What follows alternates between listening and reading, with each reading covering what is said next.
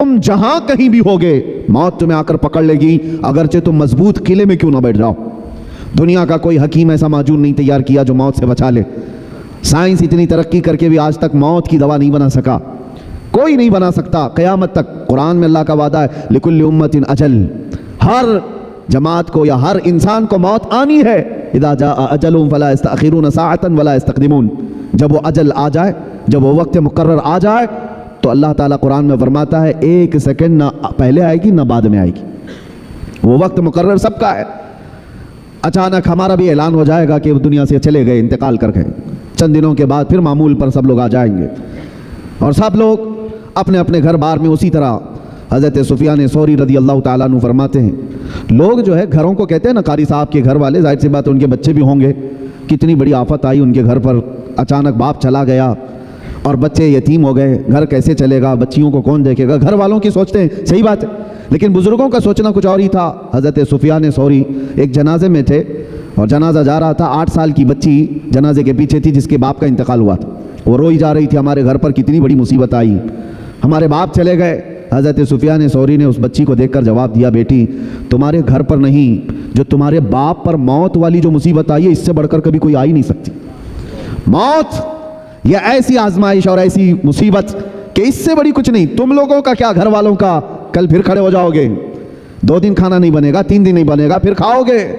मौत इंसान के लिए सबसे बड़ी मसाइब की, आजमाइश की एक ऐसी बादशाह का नाम है जिसके मुतालिक हज़रत सुफियान सौरी फरमाते हैं कि अपने बाप से पूछो कि कितनी बड़ी मुसीबत आई।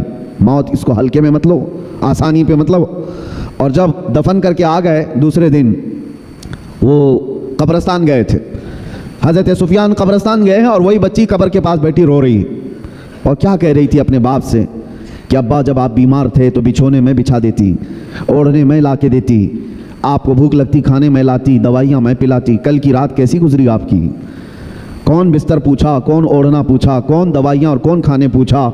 ये अपनी बच्ची के जज्बात थे जो अपने बाप से कब्रस्तान में कब्र के पास बैठ करके वो यूँ मुनाजात कर रही अपने अल्फाज से। हज़रत सुफियान सौरी पीछे से सुन रहे थे, उन्होंने कहा बेटी ये पूछ अपने बाप से, ये मत पूछ कि बिस्तर कौन दिया, ओढ़ना कौन दिया, दवाई कौन दिया, खाना कौन दिया, ये दुनिया ख़त्म हो गई। उनसे अब ये पूछ हमने जो कफन दिया था फरिश्तों ने उसे बाकी रखा या ख़त्म कर दिया। ये पूछ अभी कि हमने नहला करके भेजा था, कहीं उस पर अल्लाह ने बिच्छू और सांप तो नहीं छोड़ दी कि हमने खुशबुएँ लगाई थी, पेट के फटने के बाद ताफुन और बदबुएँ तो नहीं फैल गई। ये पूछ अब मुर्दे से। मेरे अजीज़ों, बाद की जो मंजिल है, हज़रत उस्मान गनी रदी अल्लाह ताला अन्हु खुलफाए राशिदीन में तीसरे नंबर पर, आप जब कब्रस्तान जाते थे इतना रोते थे कि उनकी दाढ़ी से आंसू के कतरे गिरने लग जाते थे। आपके ग़ुलाम वो कहते कि हज़रत उस्मान गनी से कि जब भी आप कब्रस्तान के पास आते इतना क्यों गम करते हैं, इतना क्यों रोते। वो कहते कि यही एक मंजिल है जिससे बंदा निकल गया तो सब में निकल जाएगा, यही वो मंजिल है। कब्र को आज लोगों ने हल्के में लिया है और मुंबई वालों का क्या है, 6 महीने के बाद कब्रें खुद जाती हैं, तुम्हें तो और बड़ी इबरत की बात है। देखो निकलने के बाद कैसी हड्डियाँ वहाँ निकलती हैं। वो वक्त के बड़े बड़े ताकतवर शोरमा लोग हैं, बड़े बड़े पैसे वाले लोग हैं, जो बड़ी बड़ी गाड़ियों में घूमने वाले लोग हैं, जिनके घुटने से लेकर टखने तक की हड्डियाँ कब्रों में बिखरी मिलती हैं। जब जब कब्रों से मट्टियाँ निकाली जाती हैं, क्या आप नहीं देखते सूखी खोपड़ियाँ बाहर आती हैं, वो किसकी हैं?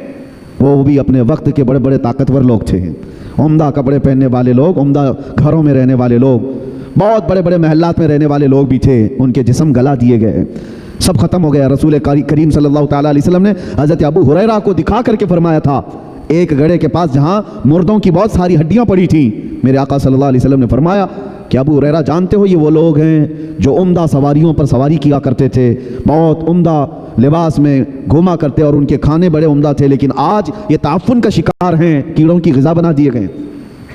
ये इंसान को ये बातें इसलिए बताई जाती हैं और ख़ास तौर पर आप सबको मेरे अजीज़ों मुसलमानों को, कि जब बंदे को अपना आखिरी सफ़र याद होता है तो गुरूर और घमंड में कभी नहीं आना। जब अपने अंजाम मालूम होते हैं तो किसी से क्या लड़ाइयाँ झगड़े। जा कर के देखो वो कब्रस्तानों में जिनके 40-40 साल से बातें बंद थी, अब तो वो करीब में पड़े हुए हैं एक दूसरे के, वहाँ कोई झगड़े नहीं है, किसी की आवाज़ नहीं आती कब्रों के पास। यहाँ पड़ोसियों के रोज़ झगड़ों की आवाज़ें। ये अंदाज़ा कर लो कि जाने के बाद खामोश सालों नहीं सदियों तक शायद सोना पड़ जाए। तो यहाँ पर इन घरों में जो हालात पैदा हुए हैं हमारे, हैरत की बात है, हम सफ़ों में खड़े होते हैं और बाहर जाकर एक दूसरे को सलाम तक नहीं करते, एक दूसरे के मुसाफे भी ख़त्म हैं। یہ جو نفرتوں کی دیواریں ہیں، انسان کو اگر اپنا آخری مقام معلوم ہو کہ سب چھوڑ کر کے تو جانا ہے مجھے. اور آپ کو بتاؤں، حضرت ابو ہریرہ رضی اللہ تعالیٰ عنہ فرماتے ہیں دنیا کی ایک ایسی چیز ہے جس کو ایکسپلین نہیں کیا جا سکتا. یعنی جنت بتائی جا سکتی ہے کیسی ہے، حدیثوں میں معلوم ہے. حضور صلی اللہ تعالیٰ علیہ وسلم دیکھ کر کے آئے تھے، بتائے میرے آقا نے.